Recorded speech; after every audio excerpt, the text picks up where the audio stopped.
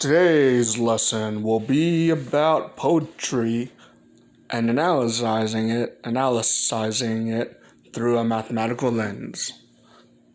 Tomorrow's lesson will be about how to pronounce analysis, which will be just for me. Anyway, the poem I want to analyze through a mathematical lens is The Raven by Edgar Allan Poe.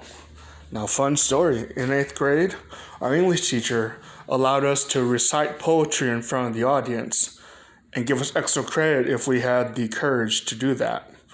Surprisingly, a lot of people did it, including myself. I recited the first 20 lines of The Raven, so I can pop those out of the top of my head and not read them. And it's much better when you know a poem and you can recite it, because you can enthuse the emotion spontaneously.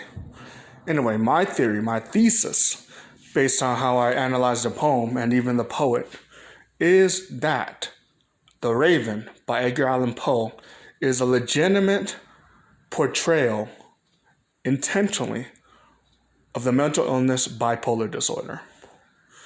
I'm not going to go into what this is, bipolar disorder. It's more common than we expect.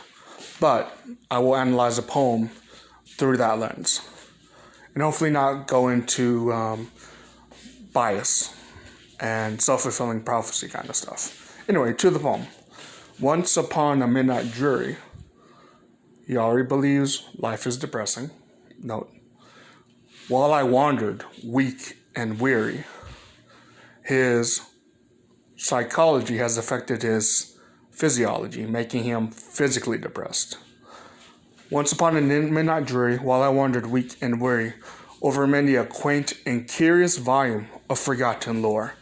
A touch of paranoia right there. Forgotten lore. It's a library. While I wandered, weak and weary, over many a quaint and curious volume of forgotten lore. While I nodded, nearly napping, suddenly there came a tapping, as of someone gently rapping on my chamber door. Some dude's knocking on his door, no big deal. Okay, let me try to remember this. Once upon a midnight jury, while I wandered, weak and weary, over many a quaint and curious volume of forgotten lore.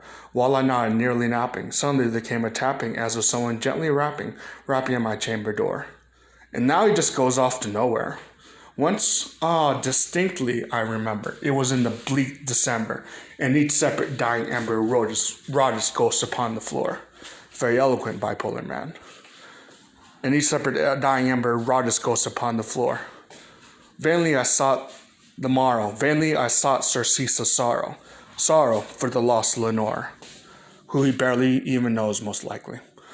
The rare and radiant maiden whom the angels named Lenore, nameless here forevermore.